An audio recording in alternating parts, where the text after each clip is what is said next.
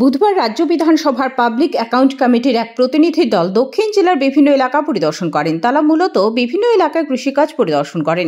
তাদের এই পরিদর্শন কর্মসূচির অঙ্গ হিসেবে এআরসি পদ্ধতিতে রাজ্যের চাষি রাজ্যের সকল এলাকার আলু চাষ করছেন তাও পরিদর্শন করেন। সেই সঙ্গে আলু চাষিদের সঙ্গে কথা বলে নতুন এই পদ্ধতি সম্পর্কে কৃষকদের কি প্রতিক্রিয়া রয়েছে তা জানার চেষ্টা করেন। কৃষকরা উৎসাহের সঙ্গে জানান, এই নতুন পদ্ধতিতে আলু চাষ করে তারা 2 থেকে 3 গুণ বেশি ফলন পাচ্ছেন।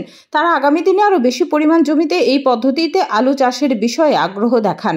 এদিন এই কমিটির সদস্যদের সঙ্গে ছিলেন রাজ্যের উদ্যান ও বাগিচা ফসল গবেষণা কেন্দ্রের প্রধান deputy director doctor Rajiv Ghosh, আন্তর্জাতিক আলু গবেষণা কেন্দ্রের বিশেষ প্রতিনিধি ডক্টর কল্পনা শর্মা সহ অন্যান্যরা। ওখানে যে আলুটা দিতে আছে ওই আলুটাই ভালো ফলন ফলে আলু জ্যোতির থেকে এটা অনেক ফলন বেশি। ফলন বেশি বলতে কয় বস্তা বেশি হয়?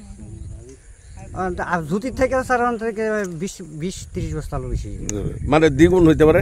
দ্বিগুণ তো মিনিমাম দ্বিগুণ হয়ে যায়। হ্যাঁ, তো এইটি আপনারা কি কোন জায়গায় বিক্রি করেন? এটি বাজারে নিয়ে এখন তো না, বাজারে নিয়ে খাওয়ানোর লিগে বিক্রি করে দেন? না, আমি তো আমরা এগ্রিকালচারে দিই। এগ্রিকালচার। আর বীজ আলুর লিগে রাখেন তো আপনারা নিজেরা রাখি? কিরকম বীজ আলুর লিগে রাখেন? স্যার যতটুকু প্রয়োজন রাখে দেন। আর ফসল ভালো হবে, এটাই ভালো হবে। গত বছরের অভিজ্ঞতা কি? গত বছরের তুলনায় এইবারও মোটামুটি ভালো হবে, আশা আছে। জ্যোতির সঙ্গে কেমন তুলনা, মানে কম বেশি? জ্যোতির থেকে অনেক ভালো। অনেক ভালো। ব্যুরো রিপোর্ট, হাল্লা বল।